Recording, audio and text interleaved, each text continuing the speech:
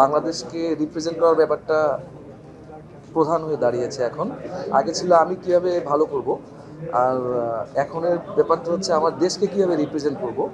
তো আমরা যারা গান গেয়ে মোটামুটি একটা পজিশনে আছি তাদের জন্য এই প্রোগ্রামটা, এবং আশা করি আমরা ভালো কিছু গানের মাধ্যমে আমাদের বাংলাদেশকে তুলে ধরতে পারবো বিশ্বমঞ্চে। ফাহমিদ আপা ওই সময় আমাদের জাজ ছিলেন।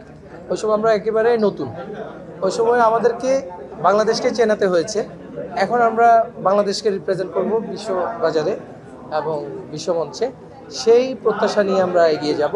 এই প্রোগ্রামের সব থেকে বড় সৌন্দর্য হচ্ছে একদম নতুন নতুন গান, একদম যে গান আনরিলিজড সেই গান দিয়ে।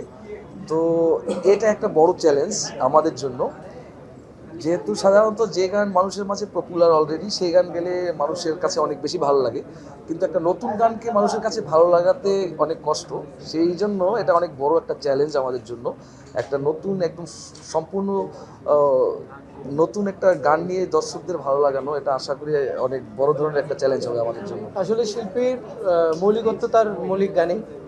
আমরা ওই সময় আসলে কাভার সং করেই তো নিজেদেরকে একটা জায়গায় প্রতিষ্ঠিত করেছিলাম। পরে কিন্তু আমরা মৌলিক গান দিয়ে শুরু করেছি। আমাদের অ্যালবাম রিলিজ হয়েছে আমার। এই অ্যালবামগুলোর গানগুলো কিছু কিছু গান আমাদের সারাও ফেলেছে। তো সম্মানের জায়গা বলেন, একজন শিল্পীর পরিচিতির জায়গা বলেন, এটা হচ্ছে আপনার নিজের গান। তো সেই জায়গাটা এখানে এস্টাবলিশ হতে চলেছে, এই জন্য শুভকামনা।